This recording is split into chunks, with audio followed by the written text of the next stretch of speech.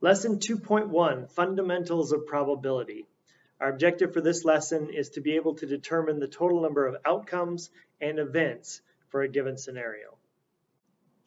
First, some definitions, starting with probability.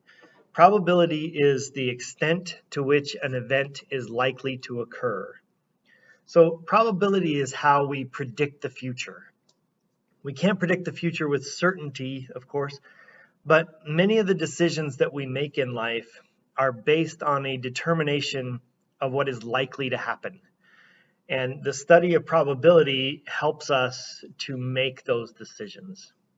So probability is the extent to which an event is likely to occur. And here's how we express probability. So the probability of an event expressed as P parentheses event is always between 0 and 1 inclusive. So a probability of 0 means the event is impossible, and a probability of 1 means the event is certain. So, and you can imagine that there's a possibility of any number in between 0 and 1. Something closer to 0 is going to be unlikely to occur. If you have a probability of 0.1, that means there's about a 10% chance that the event is going to occur. If you have a probability of 0.5, there's about a 50% chance that that the event is going to occur. And if you have a probability of 0.9, that would mean there's about a 90% chance that the event is going to occur. So it's a continuum from impossible at 0 up to certain at a probability of 1. All right, next is outcome. So when we start to talk about probability, we need to first understand the possible outcomes and events of an experiment or trial. So an outcome is a possible result of an experiment or trial. For example, flipping a coin twice gives 4 possible outcomes. I could get a heads, then a heads, or I could get heads, then tails, or I could get tails, then heads, or I could get tails and tails. And all 4 of those are different outcomes. All right. The other thing we need to know is event. So an event is a set of outcomes that share a property of interest. For example, flipping a coin twice gives 3 possible events. I could get 2 heads, I could get 1 heads and 1 tails, or I could get 2 tails. Notice that this is different than the outcomes. In the outcomes, it mattered whether we got heads first and then tails, or tails first and then heads. With an event, it doesn't matter. We're just worried about the result in terms of we got 1 heads and 1 tails. That's one event, but it came from 2 different outcomes.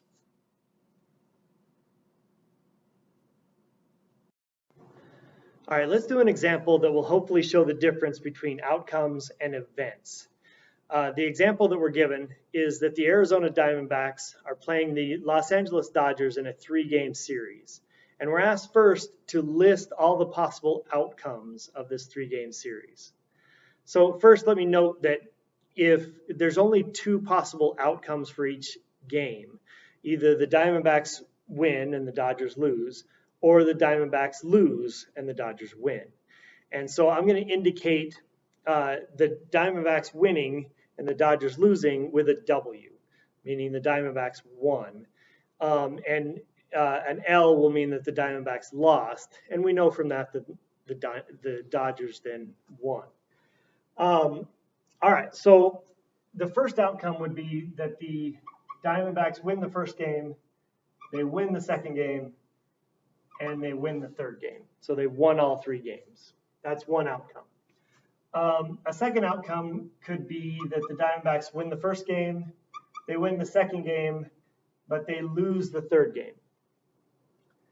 A third outcome would be they win the first, lose the second and win the third. Or they could lose the first, win the second, and win the third.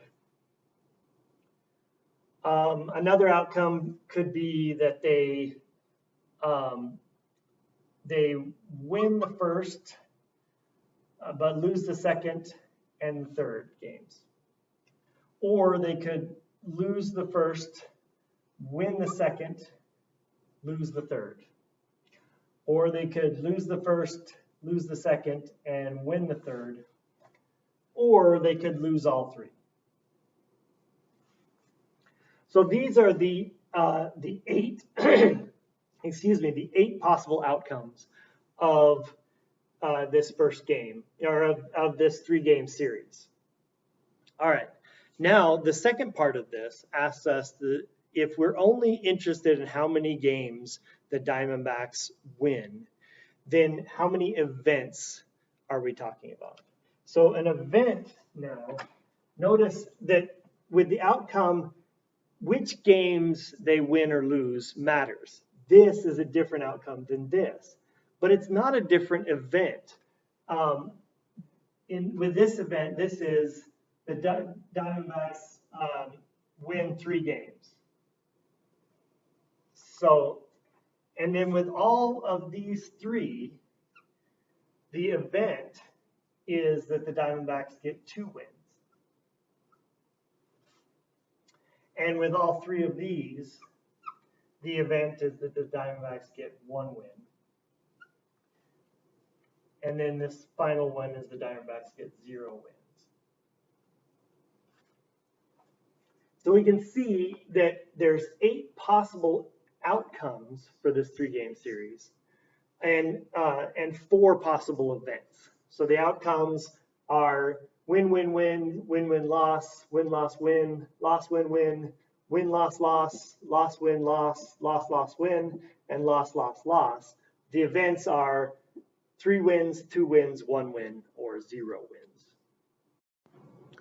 One last thing that I wanted to point out in this video is, remember in lesson 1.5, we said that when we have 3 sets represented in a Venn diagram, then that creates 8 different regions. And you can see that this is directly related to what we just talked about with the different outcomes for our 3-game series between the Diamondbacks and the Dodgers. This first set would be a game 1 win. The second set is a game 2 win. And the third set is a game 3 win. So you can see in region 1, we've won the first game, but lost the other 2 games because we're outside of these two sets. So that's a win, loss, loss. Region 2 would be a game 2 win only, not a game, and a game 1 and game 3 loss. So region 2 would give us loss, win, loss. Game 3, or region 3, this region here, is a game 3 win only. So loss, loss, win. Region 4 is a win in games 1 and 2, but not 3. So win, win, loss. Region 5 would be a win in 2 and 3, but a loss in 1. So loss, win, win. Region 6 is a win in games 1 and 3. So win, loss, win. Region 7 is a win in all 3. And region 8 is a loss in all 3. So you can see that the regions of a Venn diagram are directly related to this idea that with a 3-game series where you're either going to win or lose, there are 8 possible outcomes. All right, that's it for this video. Hopefully that gives you enough to get started on your homework for lesson 2.1.